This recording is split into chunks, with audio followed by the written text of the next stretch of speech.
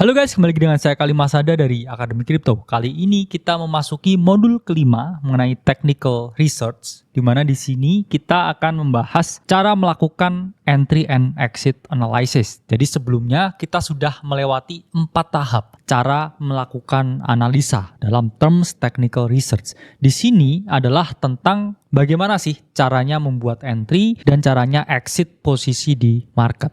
Karena ini saya suka analoginya ya. Entry itu masuk, sama seperti ketika teman-teman masuk suatu bangunan atau suatu gedung. Entah itu ketika teman-teman membuka posisi buy or long, atau ketika teman-teman membuka posisi sell or short. Dan kemudian kedua adalah exit, yaitu ketika teman-teman close posisinya, entah itu close dalam keadaan profit, yang mana itu kita harapkan, atau ketika kita close posisinya dalam keadaan rugi, atau setup yang kita miliki terinvalidasi. Nah, pertama, di mana kita harus melakukan entry? Kita jawab di area yang paling umum tempat teman-teman ini melakukan entry, yaitu adalah di area of value, di tempat pembelian atau penjualan, di support atau di resistance. Di mana support and resistance itu merupakan area yang paling mudah, paling ideal, paling umum dilakukan suatu entry atau pembukaan posisi tertentu. Jadi ingat ya teman-teman, kita udah analisa trennya, oke ini bullish, ada potensi kenaikan, oke ini bearish, ada potensi penurunan, saya mau membeli di area pembelian, di demand area, di support, saya mau menjual, ya, saya mau buka posisi sell short, ini berarti saya di area supply atau di resistance-nya. Nah ini yang paling gampang, kalau teman-teman ini mau membuka posisi buy or long atau membeli sesuatu, membeli altcoin tertentu, ini teman-teman entry-nya di area support-nya dan keluarin posisinya di resistance-nya. Ingat ya, beli di support berarti entry di support, close posisi berarti exit di resistance atau di supply area-nya. Ini adalah basic textbook ketika kita mau melakukan entry dan juga kita mau melakukan exit. Nah selanjutnya ketika kita analisa trennya ini kecenderungannya bearish, market ini mau mengalami penurunan, berarti kita harus melakukan sell short. Ini di mana? Ya kita sell short ketika harga ini ada di resistance. Kita buka posisi sell short atau ketika kita mau take profit ya. Kemudian kita keluarkan posisi sell short tersebut itu di area supportnya. Jadi ketika kita sudah mendekati ya area exitnya ini, kita close posisinya. Selanjutnya, di mana kita letakkan invalidasinya, di mana kita pasang SL-nya, di mana kita put the stop loss. Jawabannya adalah di bawah swing low atau swing high. Misalkan kita mau melakukan pembelian, kita mau melakukan buy or long, berarti kita buy or long di support, buy or long di demand area. Dan ketika kita membuka posisi pembelian di sini, stop loss itu harus ada di bawah swing low-nya atau di bawah titik harga ini, di bawah area pembelian ini. Begitupun sebaliknya. Ketika kita pasang posisi sell short, kita akan put the stop loss itu di atas swing high ini atau di atas area invalidasi yang ada di sini. Menentukan area invalidasi itu hal yang penting juga. Karena ketika kita trading, kita mau melindungi aset yang kita miliki, ya kita harus put the stop loss. Karena kalau enggak di sini, ya kita nggak bisa menyelamatkan aset kita ketika ini mengalami yang namanya penurunan. Nah ini adalah ilustrasi placement swing high dan swing low. Misalkan di sini trennya adalah bullish dan setelah mengalami retracement harga di sini kita akan melakukan entry atau kita mau melakukan pembelian dan kita juga harus menentukan ya exitnya, invalidasinya. Ketika ini terstop loss di mana? Jawabannya adalah di bawah swing low yang di sini dan juga di bawah area pembelian ini. Dan kemudian targetnya bisa kita tentukan sesuai dengan swing high yang ada atau ketika kita bisa menggunakan harmonic resistance untuk menentukan di mana kita akan close posisinya. Nah ini contoh dari setup buy or long ketika kita place swing low ya di sini. Misalkan ya kita entry di sini, terus kita put invalidasi di bawah entry, di bawah swing low yang ada di sini dan ketika harga mengalami kenaikan dan hit the target, ya ini tandanya trade-nya sukses. Tapi kalau misalkan trade-nya gagal, di sini nggak bouncing setelah kita entry, ya, kemudian harga turun ke bawah sini. Ya ini kita akan terstop loss secara otomatis dan posisi kita exit dalam kerugian. Selanjutnya ini adalah ilustrasi place swing high, ya, ketika kita mau melakukan posisi sell short. Misalkan harga di sini melakukan retrace dan kita membuka posisi entry di sini. Exitnya selalu di atas swing high-nya ini. Dan juga di atas area entry-nya ini. Area entry yang horizontal ini. Dan kemudian kita tentukan targetnya. Targetnya itu adalah di supportnya. Atau di swing low yang kita tentukan di sini. Dan otomatis ya, kalau misalkan di sini harganya reverse naik ke atas ya, posisi kita terclose, otomatis tertutup. Nah ini contoh ya, placement dari swing high dan swing low, di mana di sini kita entry, short sell, ya, exitnya plan di sini. Ketika ini reverse naik, kita akan memperoleh kerugian, tapi posisi kita tertutup secara otomatis by system. Dan di sini targetnya, ini adalah target yang kita tentukan, biasanya dari angka psikologi tertentu, atau kita menggunakan harmonic support untuk menentukan di mana kita bisa mengeluarkan posisinya. Nah pasti muncul pertanyaan nih, berapa persen ya kita taruh stop loss di bawah support atau di atas resistance ketika kita sell short? Jawabannya kita bisa menggunakan indikator yang bernama ATR atau Average True Range, di mana ini adalah indikator yang awalnya digunakan dalam forex, tapi juga kemudian ya dipakai juga di cryptocurrency. Kalau di forex ini skalanya kan by pips ya, tapi kalau di crypto ini by percentage. Dan sekarang udah ada ya ATR by percentage. Bisa teman-teman cari di berbagai trading platform yang teman-teman miliki. Nah di sini kita lihat ya, misalkan di ATR-nya ini 3,36%. Itu menunjukkan stop loss ideal ketika kita membuka posisi long itu adalah 3,36% di bawah support.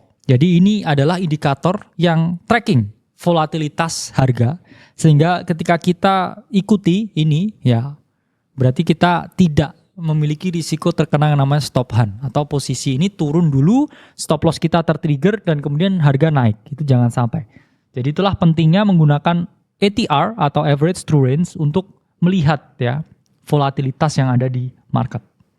Ya, ini contohnya ya, misalkan ATR-nya ada di angka 3,36%, menunjukkan volatilitasnya ya ini 3,36%. Maka dari itu stop loss-nya diletakkan 3,36% di bawah entry. Sehingga tidak rawan ya ada stop hunt ya, dan kita bisa melihat posisi kita mengalami kenaikan dan profit secara aman. Pentingnya menentukan entry dan exit itu adalah terkait dengan risk and reward. Risk and reward itu adalah rasio seberapa banyak yang kita risikokan dan seberapa banyak yang mungkin kita terima. Inilah yang membedakan antara trading dan gambling. Kalau di trading kita bisa set sendiri. Kita mau risikokan berapa dan kita mau untung berapa. Tapi kalau ketika kita gambling, itu kita nggak bisa ya tentukan berapa banyak yang kita peroleh. Karena biasanya ada yang namanya risk to reward negatif. Kita risikokan 1, kalau kita menang kita cuma 0,8. Ada fee dan lain sebagainya. Tapi kalau kita kalah, ya kita kalahnya 1. Tapi kalau di trading itu kita bisa risikokan 1, kita bisa dapat 3, kita dapat 4, kita dapat 5 kali dari risiko yang kita put di situ. Atau kita terapkan di trading plan yang kita miliki. Karena orang awam selalu memiliki pikiran ya, trading itu harus selamanya benar, memiliki tingkat keuntungan 100%.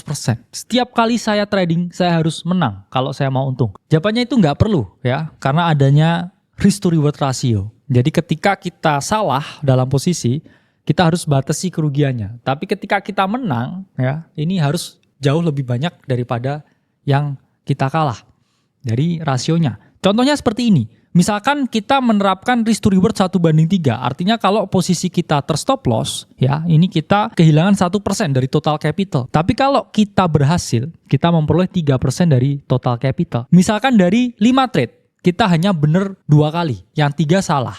Kalau orang biasa pasti mikirnya, oke, saya 3 kali kalah, ya menang 2 kali. Berarti saya tetap rugi dong. Karena kalahnya jauh lebih banyak daripada menangnya. Jawabannya, kalau kita menerapkan risk to reward yang bagus, itu kita akan tetap untung. Kenapa? Misalkan skenario pertama, kita trade, kalah ya, salah, trading plan-nya nggak bekerja. Kita minus 1% dari modal.